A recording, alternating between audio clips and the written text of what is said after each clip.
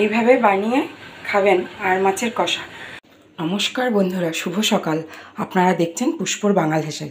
আজ দেখেন আমার কর্তামশাই বাজার থেকে কি নিয়ে আইছে, কি সুন্দর ফ্রেশ আইড় মাছ। এগুলো আমি গরম জল আর লবণ দিয়া ধুইয়া আরও সুন্দর করে ফেলাইছি। আর একটা অবাক করা ঘটনা ঘটাইছে। সাইড খান আনছে নতুন আলু। আমি তো দীক্ষা অবাক, এ কি নতুন আলু কোথায় পাইলা? প্রথমে ভাবছিলাম গাটি কচু, চাই খান তো। পরে কয় না না, এটা নতুন আলু দিয়া আইড় মাছের কষা করবা। আমি তো খুব আনন্দ। চলেন আজকে আপনাদের সাথে শেয়ার করি আইড় মাছের কষা। পেঁয়াজ আদা রসুন দিয়া ঝাল ঝাল কইরা আজ বানাবো আইড় মাছের কষা। বানায় ফেলি, চলেন। দেখেন বন্ধুরা, এত সুন্দর জিনিস, এগোরে তো মেকআপ করাইতে হইব। এই লিখা সবার প্রথমে দিয়া দেবো পাতিলেবুর রস। কেন দিলাম জানেন? রসটা যেন কোনো রকম আষ্টে গন্ধ না থাকে। তারপর দিব লবণ, একটু পরিমাণে বেশি দেবেন লবণটা। তারপর দেব হলুদ, তারপর দেব সামান্য পরিমাণে লঙ্কার গুঁড়া দিয়া এটারে ভালো করে মাখায় নেই।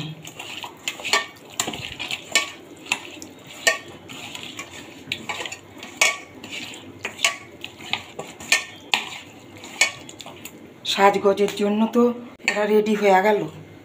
এখন দেখেন অবশেষে সাজের শেষে সেন্টও তো লাগাইতে হইব।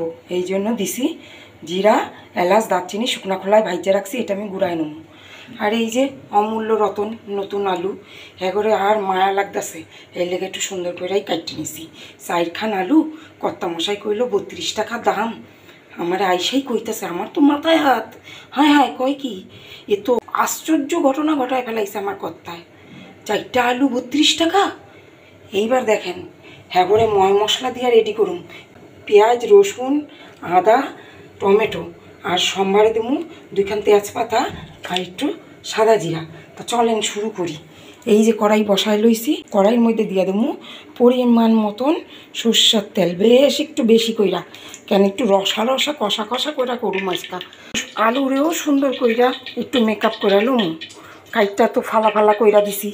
এবার কাটা ঘায়ে দিই লবণের ছিটা আর অ্যান্টিসেপটিক একটু হলুদ গুঁড়া দিয়া এই আরও ভালো কইরা ড্রেসিং কইরা লইলাম। চলেন এইবার দেখি তেল গরম হইল নাকি। তেলটা গরম হওয়ার লেগা একটু অপেক্ষা করতে হইব। আমি ছোটো ওভেনে বসাইছি তো, বড় ওভেনে দেখেন ভাত হইতেছে, মাইয়া অফিস যাইব সেই লেগা। সকালবেলা যুদ্ধ চলে আমার। এইদিকে তেল গরম হইতে হইতে আমি এই সেন্টলা মশলাটা গুঁড়ায় নিই মিক্সিতে।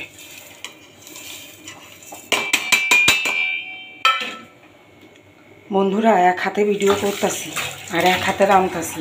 যদি কোনো ভুল ত্রুটি হয় নিজ গুণে মার্জনা করবেন।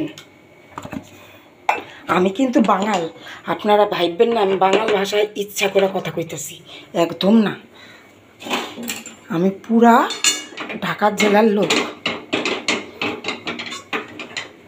মাতৃভাষা কেউ কি ভুলতে পারে কোন? আমিও ভুলতে পারি না। মাঝে মধ্যেই এই ভাষাটা চলে আসে। এই রান্ধনটা দেখলেই আমার মায়ে কইব, মা গো পেঁয়াজ রসুন ছাড়া কি একদম রাঁধতে পারস না? খাটাসনিকের মতন সব সময় পেঁয়াজ রসুন দিয়ে রান্না করে খাস কেন? জিরা আদা ঘি গরম মশলা দিয়ে রাঁধতে পারস না? তা চলেন, অনেক গল্প করলাম। তেল তো গরম হয়ে গেছে, মাছগুলো ভেজে নিই। সাবধানে দিবেন, একটু ফাটে।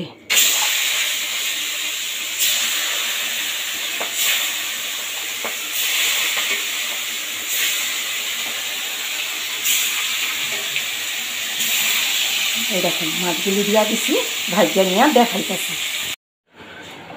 দেখেন বন্ধুরা, মাছগুলো কি সুন্দর করে ভাইজা নিছি আমি। এর থেকে বেশি ভাজুম না। আমার মা হইলে এগুলি হাতে মাছ খাই রাঁধতো শীতের দিনে, কিন্তু আমার কর্তামশাই মাছ না ভাইজা রাঁধলে খাইতে চায় না।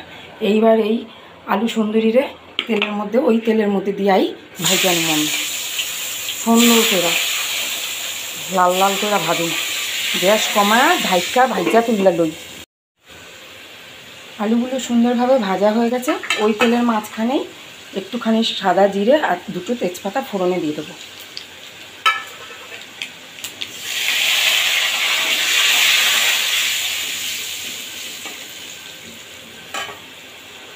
তার উপরে দিয়ে দেবো পেঁয়াজ, আদা, রসুন, টমেটো একসাথে পেস্ট করে রাখা।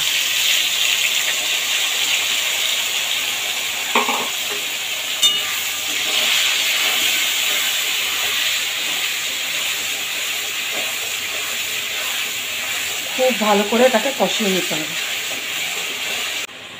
দেখুন কি সুন্দরভাবে পেঁয়াজ, রসুন, আদা, টমেটো কষানো হয়ে গেছে, তেল ছাড়তে শুরু করেছে। এই সময় দিয়ে দেব পরিমাণ মতন লবণ, আর দেব আন্দাজ মতন হলুদ গুঁড়ো, আর দেব একটু বেশি পরিমাণে লঙ্কার গুঁড়ো। এটা না একটু ঝাল ঝাল হলে খেতে ভালো লাগবে। ভালোভাবে এটাকে কষিয়ে নেব। এই সময় সামান্য পরিমাণে জল দিয়ে দেবো, যেন লঙ্কার গুঁড়ো, হলুদ গুঁড়োটা পুড়ে না যায়।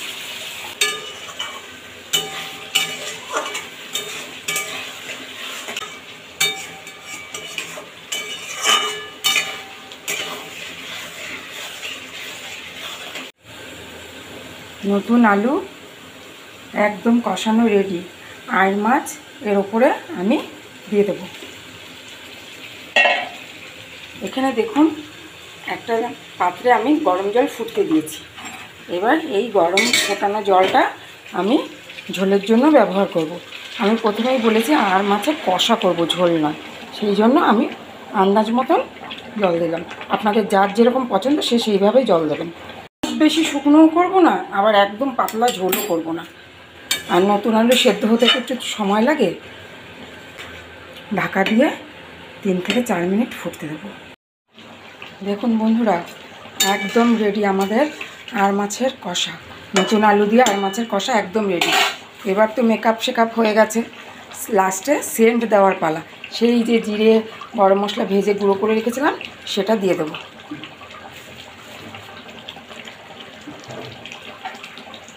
এই মশলাটা দেওয়ার পর বেশিক্ষণ ফোটাবেন না। একদম রেডি আমাদের আইড় মাছের কষা। চলুন পরিবেশন করে দেখাই কেমন হলো। এইভাবে বানিয়ে খাবেন আইড় মাছের কষা। ভালো থাকবেন, সুস্থ থাকবেন, দেখতে থাকবেন পুষ্পর বাঙালি সেই। ফিরে আসছি পরের ভিডিওতে।